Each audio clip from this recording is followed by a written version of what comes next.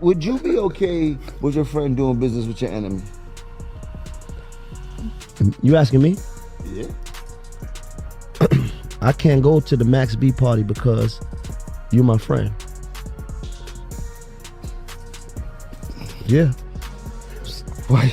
Because you my friend, nigga. What? Yeah. You really think you know a guy, Jim, until something like this pops up. Maino was just caught on Instagram liking Max B and French Montana's new record, Ever Since She Left Me. And that one move alone has people talking heavy. All of a sudden, things are starting to look shaky for Mayo and Jim Jones, better known as the Lobby Boys. What makes it even crazier is this is happening right before the so-called comeback of Let's Rap About It.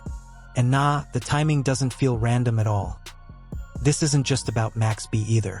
Maino showing love to French Montana is what really made people raise their eyebrows, because everybody knows how those lines connect. Now the real question is simple: is Jim going to address this with Mayo, or is he going to let it slide? Either way, the energy feels awkward, and people are already reading between the lines. The tables definitely feel like they've turned. This whole thing feels like a plot twist in the Lobby Boy saga. Champ. A lot of people already felt like Maino was slowly distancing himself from the podcast, and this just adds more fuel to that conversation. And here's the part that really got folks side-eyeing. Word is Maino was vibing in the mirror to that new Max and French joint, and people are calling it a loyalty test, especially since Jim and Maino had that conversation not too long ago about staying solid. Ain't nobody saying this out loud, and that's what makes it wild. Guess what, Jim? That's supposed to be your friend. Your ops are my ops, and my ops are your ops. That's how it's always been. So how did it even get here, champ? People were calling me crazy for thinking Maino might have been behind that strange footage from Jim Jones' studio with the lights off. But now, folks are starting to ask questions. Is it really that far-fetched anymore? People are genuinely wondering if Maino could actually be the one behind it. Let me explain something to you. I'm a loyal nigga at the end of the day. Before music, let me tell you something. Let me explain something to you, David. Mr. David. Dawood. I'm Dawood on this podcast. I like that. It's crazy. My Muslim brother. Check this out. At the end of the day, I'm a person that your enemies is my enemies, because that's the love that I got for you. If we like that, then I'm gonna take on whatever it is that you got going on, and it's then I gotta feel the same way. Some people are even floating theories about Maino working with the landlord to apply pressure on Jim. It sounds wild at first, but nobody was even thinking that way until now. And that's the problem. Common sense gets ignored when the signs are sitting right in front of everybody. We literally just watched Mayo show love to Max and French's music. Clear as day. And that's not a good look at all. Jim Jones is definitely going to feel a way about that. Especially after Mayo came out saying, "My loyalty is 1000% with Jomo." And he didn't say it once, he said it twice, like he was trying to make it stick. Meanwhile, everybody's turning on Jim and acting like he's the issue. But I'm watching this with my own eyes. I've got the receipts.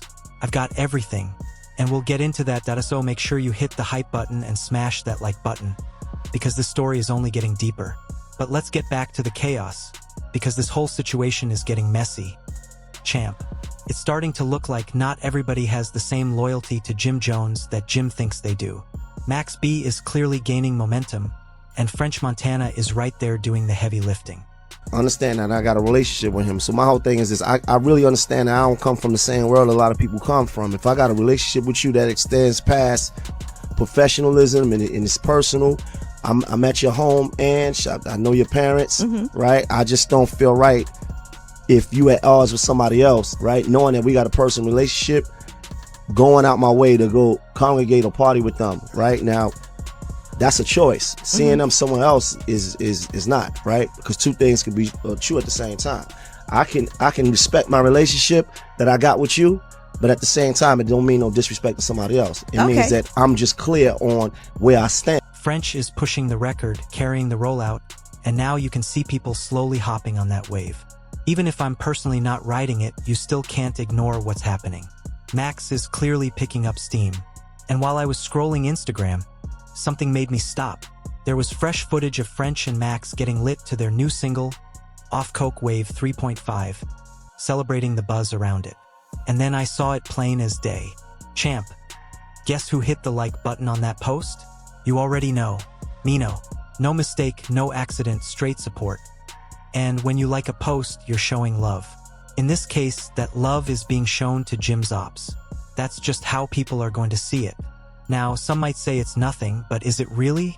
Let one of your friends like a post from somebody you don't rock with, and you're definitely going to look at them sideways.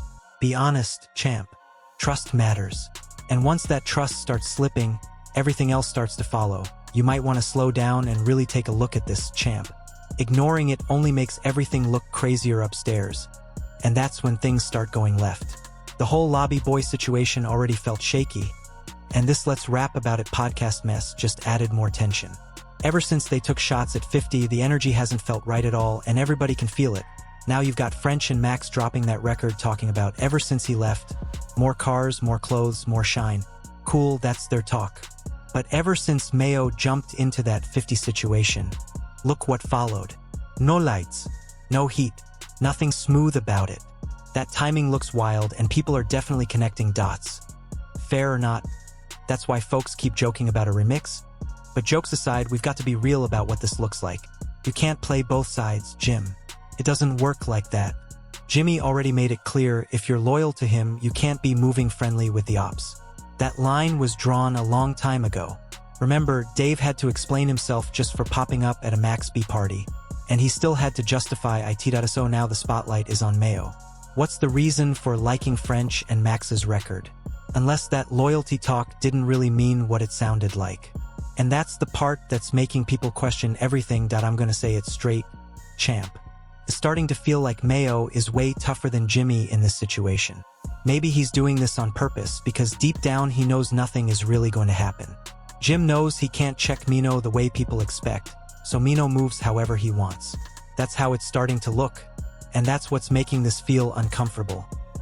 Brooklyn is going to move how Brooklyn moves.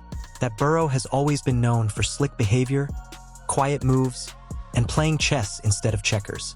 So when people see Mayo making these moves, some call it strategic, others call it snake behavior.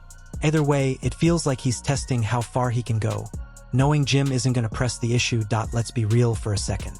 What is Jimmy actually going to do here? He didn't go hard in past situations, so people don't believe he's suddenly going to draw a hard line now.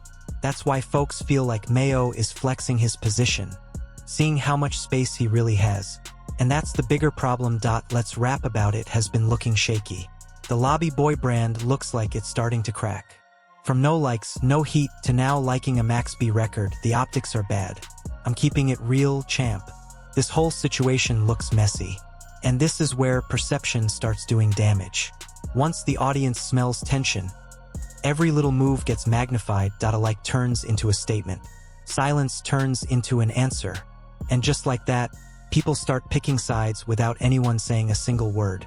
That's how these situations spiral. And right now, the optics are loud, even if nobody's speaking. What makes it worse is the timing. The podcast already felt shaky. The Lobby Boys brand already felt fragile. And now this drops right in the middle of all that. Instead of unity, it looks scattered. And in this game, confusion is never a good look. People don't wait around for explanations. They jump straight to conclusions.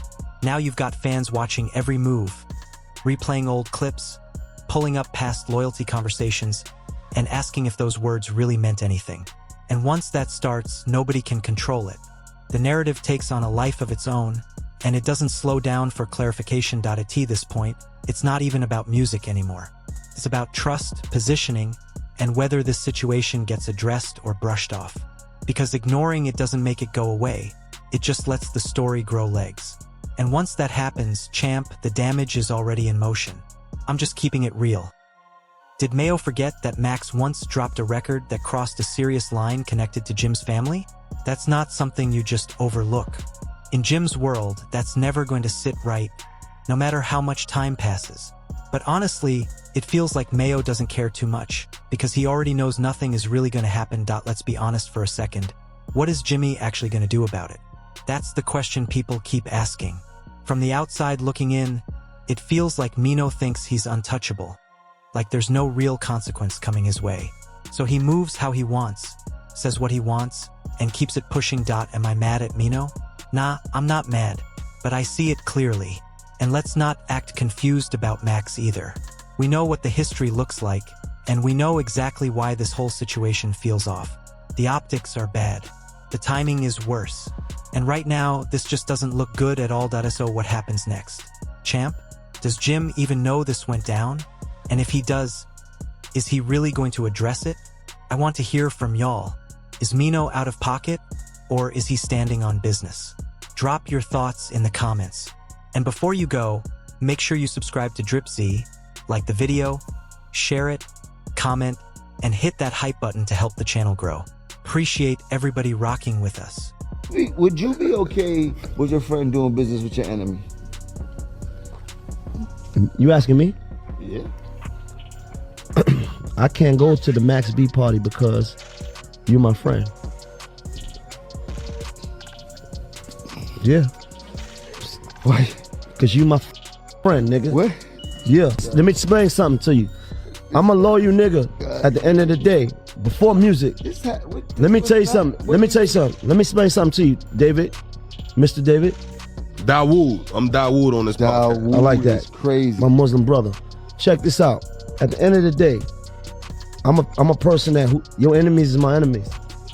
Because that's the love that I got for you.